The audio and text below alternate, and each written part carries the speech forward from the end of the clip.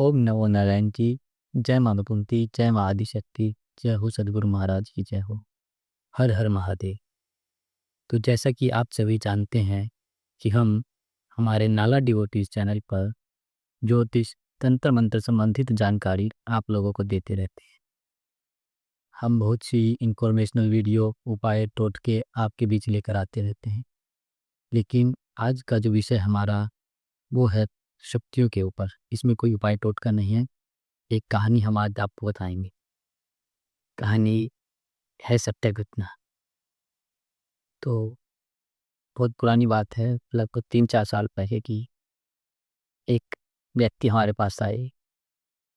उस व्यक्ति के घर में उनके एक आदमी था, जो उनके पिताजी थे। वो धीरे धीरे पागल होते जा रहे थे। जब हमने देखा कि पागल होने का कारण, तो उसमें आ रहा था शमशान काली का किया हुआ क्रिया। अब क्रिया करने के बाद उन्होंने पहुँचे, देखा, दिखवाया, सत्य घटना यही आ रही थी। लेकिन जब शक्तियों से बात की गई, उनको सामने बैठाया गया, शक्तियाँ जब उनके ऊपर हाजिर हुई कि क्यों उनके साथ ही दिक्कत हो रही है, तो उन्होंने बताया कि वो पहले बालाजी जाते थे। अब आप में से भी बहुत लोग ऐसे हैं जो बालाजी जाते होंगे।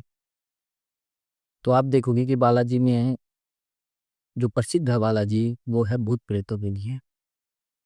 तो अब उनकी ये आस्था बनी हुई थी बालाजी जाने की, तो वो बालाजी जाते रहते। और जब आप बहुत बार किसी धार्मिक स्थान पर जाते हो, तो कभी कभार कहीं ना कहीं आपकी किसी न किसी व्यक्ति से कभी तू तड़ाक या किसी न किसी बात पे गंभीर आप हो ही जाते हो।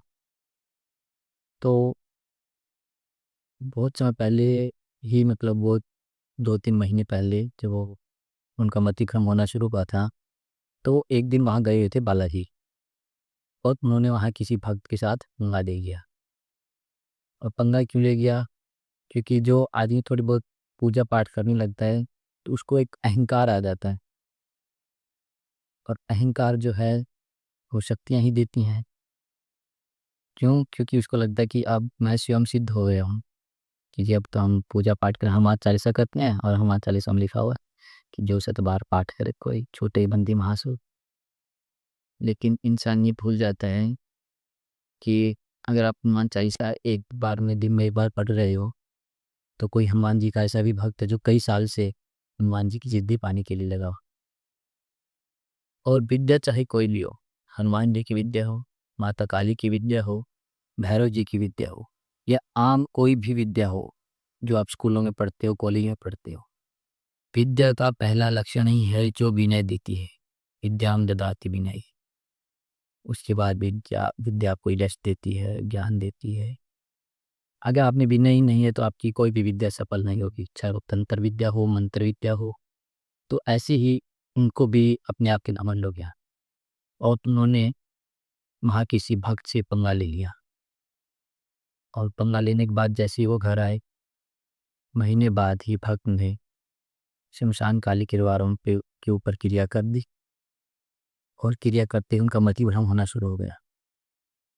मति भ्रम इस हद तक कि वो ये भी भूल गए कि जो वो हरकतें कर रहे हैं, वो किसके सामने कर रहे हैं और कैसी हरकतें वो कर रहे हैं। तो पहला तो ये है कि भक्त जो हैं, साधक जो हैं, जो विद्या भी जानकर, वो भी आम जन को थोड़ा सा इग्नोर करें। अगर आपको कोई कह देता है, तो बस उसकी सुन के मुस्कुरा दें, और अपनी शक्ति को नियंत्रित ही रखना चाहिए। तभी आप देखते होगे कि जो अघोरी हैं, बड़े बड़े वो साधक हैं, वो समाज से हटके ही रहते, समाज से परे रहते। परे रहने का कारण ये नहीं है कि वो समाज उनको खा जाएगा या समाज को वो खा जाएंगे। कारण क्या है कि वो अपनी शक्तियों को समझ चुके हैं। क्यों? क्योंकि उनको पता है कि अब वो अगर समाज में रहे, और अगर गलती से भी किसी की, उनके मुख से किसी के लिए कुछ भी निकल गया, तो वो सत्य हो जाएगा। इसीलिए वो ना किसी को आने देते अपने समक्ष, ना किसी को बैठने देते। और वो अगर आप भी उनके पास जाने की चेष्टा करोगे, कुछ उनको देने की भी कोशिश करोगे, तो वो आपको भगाएंगे ही। क्यों लाए हो मेरे पास? गाली देंगे आपको बुरी बुरी, जिसने आपने तो कुछ उनका बिगाड़ा भी नहीं होता। और वो भी भगवान को इस तरीके से जान चुके होते हैं कि वो भी हर एक इंसान में भगवान को ही देखते हैं। तो इस प्रकार क्या है कि कोई भक्त तांत्रिक आपका मति भ्रम कर दे, जो उनका कर दिया था।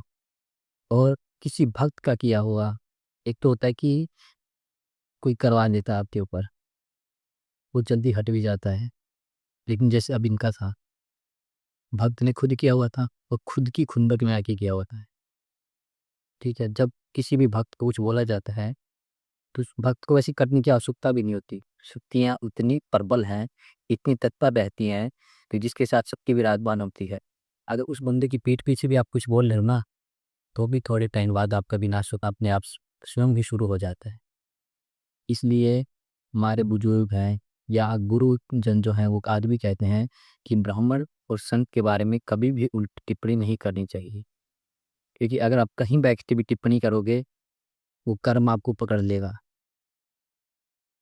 तो ऐसे ही बहुत सी कथाएँ हैं, बहुत सी ऐसे इंसिडेंट हैं जो हमारे सामने आ चुके हैं, हमने देखे हैं।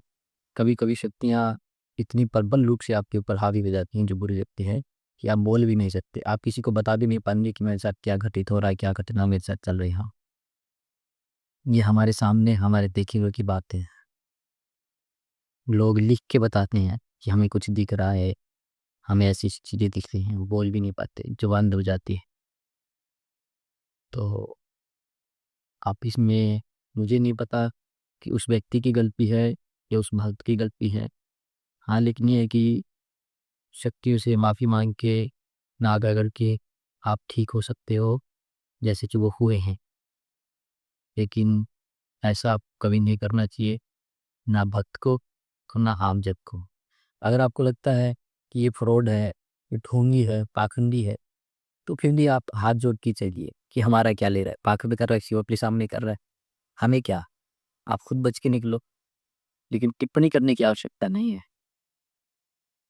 तो ये एक बड़ी कहानी थी और इस कहानी के माध्यम से हम आपको सिर्फ यही बताना चाहते हैं कि किसी भी भक्त, तांत्रिक, ओझा अच्छे हों, बुरे हों, आप नहीं जानते उनके बारे में, उनसे न उलझिए, न उनसे कुछ कहिए। अगर आपको उनकी आवश्यकता है और वो आपसे मतलब वो सामाजिक कार्य कर रहे हैं, लोगों का भला कर रहे हैं, तो उनके पास जाइए, उनसे जुड़िए, उनसे मिलिए। अन्यथा आप अपने घर रहिए, अपने काम करिए, अपने कुल देवी, अपने पितर देवता हैं या आपकी और जो घर के देवी देवता हैं, उनकी पूजा कीजिए। आज के लिए इतना ही। हर महादेव, जय माँ भगवती, जय माँ